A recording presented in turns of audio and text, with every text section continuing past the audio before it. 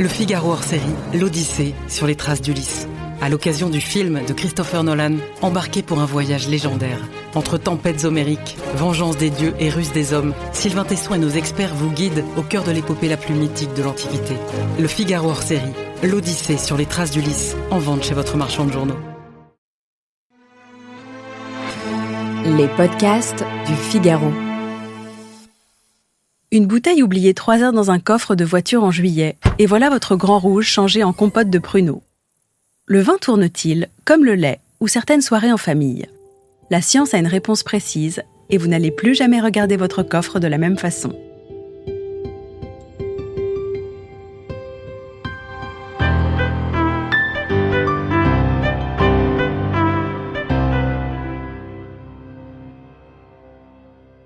Commençons par un petit point de vocabulaire. Un vin ne tourne pas à proprement parler, il cuit.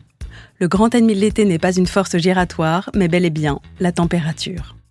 À partir de 25 degrés, les réactions chimiques à l'œuvre dans la bouteille s'emballent. Les chimistes vous diront que leur vitesse double environ tous les 10 degrés. Concrètement, un vin qui aurait évolué sur 10 ans en cave vieillit en accéléré, brutalement et mal. Les arômes de fruits frais se transforment en fruits cuits, en pruneaux, voire dans le pire des cas, en caramel triste. On dit alors que le vin est madérisé, en hommage au madère, ce vin qu'on chauffe volontairement, sauf que lui au moins a signé pour. Et c'est là que le coffre de voiture entre en scène. Par 30 degrés à l'extérieur, un habitacle fermé grimpe à 50-60 degrés en 1 heure. À ce niveau, votre bouteille ne vieillit plus, elle passe au four à basse température.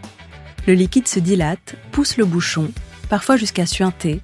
Si vous voyez du vin perlé autour de la capsule, le mal est déjà fait. Et le pire, c'est que quelques heures suffisent. Le plus perfide, c'est que le vin cuit ne prévient pas. Pas d'odeur de bouchon, pas de troubles spectaculaires, juste un vin devenu plat, confituré, fatigué.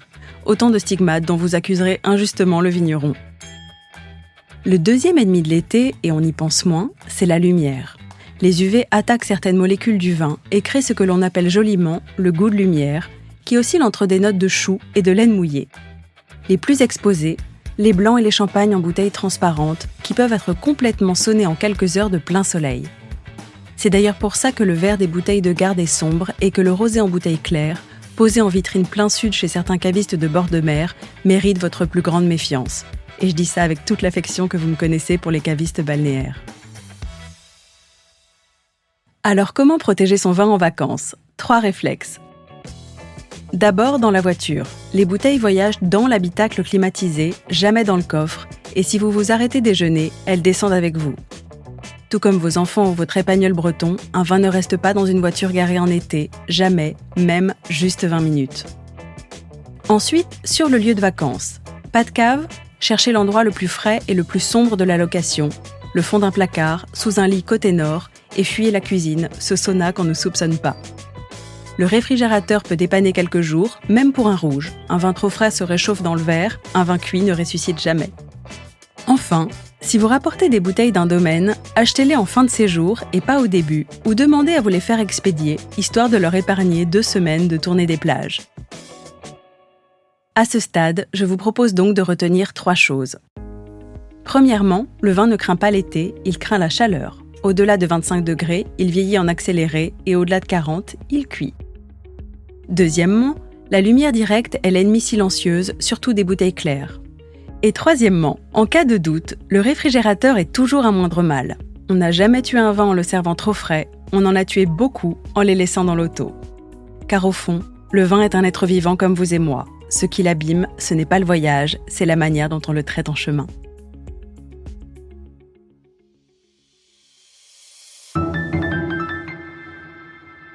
Merci d'avoir écouté ce podcast. Je suis Alicia Doré, journaliste vin. Vous pouvez retrouver Parlons Vin sur Figaro Radio, le site du Figaro et toutes les plateformes d'écoute. Si vous avez aimé cet épisode, n'hésitez pas à vous abonner et à laisser votre avis. À bientôt!